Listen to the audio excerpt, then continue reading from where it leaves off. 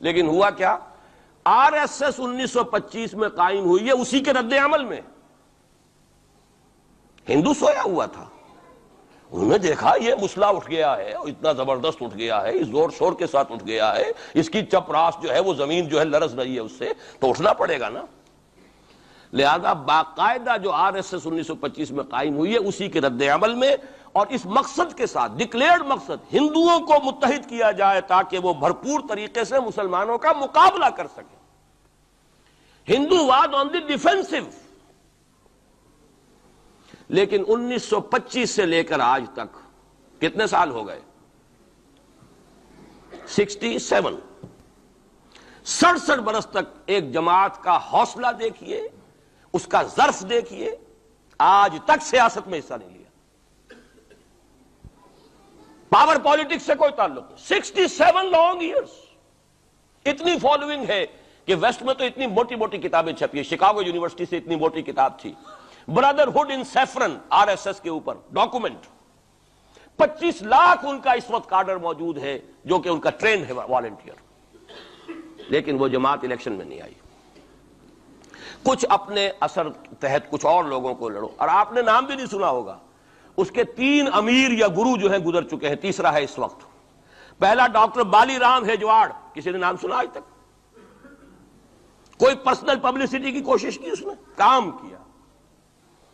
دوسرا مہادیو گولوالکر گرو جی، کسی نے نام بھی نہیں سنا ہو. اس وقت کون ہیں؟ بالا صاحب دیورس. یہ 3 ان کی عمارتیں کہہ لیں یا جو بھی کہہ لیں، خلافتیں ہیں جو آئی ہیں، اور ایسا منظم نظام ہے، لیکن کہیں سیاست میں حصہ نہیں. ہمارا فنڈامنٹلسٹ سیاست کے میدان میں آ کے زیرو ہو چکا. پہلے تو علامہ مشرقی اٹھے تھے، وہ تو ویسے ہی ایک جوش کے اندر آ کر ایک خاص جذباتی کیفیت میں اپنی موومنٹ کو کال آف کر کے بیٹھ گئے. 10 لاکھ آدمی، غالباً 10 لاکھ کی فگر تھی، 10 لاکھ یا 1 لاکھ جتنے بھی تھے، میں فگر کے بارے میں نہیں کہہ سکتا، دلی میں جمع نہیں ہوں گے تو میں پارٹی کو ڈسبینڈ کر دوں گا. وہ چند افراد کی کمی رہ گئی تھی اس فگر سے، تو اسی غصے میں آ کر پارٹی ڈسبینڈ، ختم. اب وہ خاکسار ہمارے ہاں تو رہ گئے، کبھی کسی خاص سیریمنی کے موقع پر کچھ سلامی دینے کے لیے چپراس کرتے آ جاتے ہیں بیچارے. وہ ان کے تو کوئی نام و نشان بس اس معنی میں ہے کہیں. اللہ اللہ خیر سے. اصل فنڈامنٹلسٹ آرگنائزیشن جماعت اسلامی ابری، لیکن اس نے پاکستان میں آتی پاور پالیٹکس کے اس کے اندر اپنے آپ کو دفن کر کے زیرو کر دی. وہاں یہ معاملہ چل رہا ہے. یہ ہے اصل میں جو فرق آپ کو سمجھنا چاہیے. یہ 1925، یہ جو دوسری جماعتیں ہیں، وی ایچ پی ہے، وشوا ہندو پریشد، یہ اس کی ایک ذیلی تنظیم ہے. جیسے جماعت اسلامی کی ذیلی تنظیمیں ہیں اسی طرح کی ذیلی تنظیم ہے.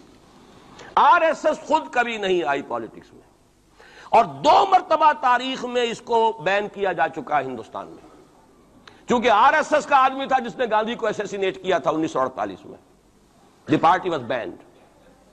اس کے بعد جب اندرا گاندھی کا دور آیا ہے وہ ایمرجنسی کا، اس میں بھی پارٹیز اس نے بین کی تھی، آر ایس ایس بھی بین ہوئی ہے، لیکن ہر مرتبہ پہلے سے زیادہ ابھر کر آئی ہے وہ. اور آج یہ سب کے سب وی ایچ پی والے، بی جے پی والے، یہ سب در حقیقت آر ایس ایس کے آدمی، اور یہ ان کا ڈکلیئرڈ ایم اب بن چکا ہے. اور حالات جو ہیں، ہم اس سزا کے بالکل مستحق ہو چکے ہیں. اسیاں سے کبھی ہم نے کنارہ نہ کیا، لیکن تیری رحمت نے گوارا نہ کیا. یہ تو ہو سکتا ہے اب بھی ہم اسی اللہ کی رحمت پر تو ادھار کھا سکتے ہیں، لیکن واقعہ یہ ہے کہ ہم اس سزا کے بالکل مجرم ہو چکے ہیں اور مستحق بن چکے ہیں.